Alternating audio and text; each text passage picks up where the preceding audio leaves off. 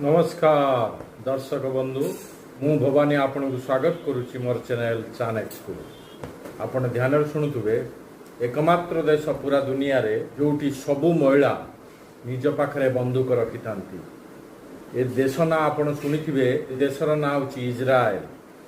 प्रिय दर्शक बंधु आपण ध्यान शुणुवे जेतबळे एई इजराइल ले महिला मानकू 18 वर्ष हो जाए तांकू 2 वर्ष पर्यंत आर्मी रे सेवा देवा पड़ी था जोटी एई महिला मानकू स्पेशल ट्रेनिंग दिया जाय था।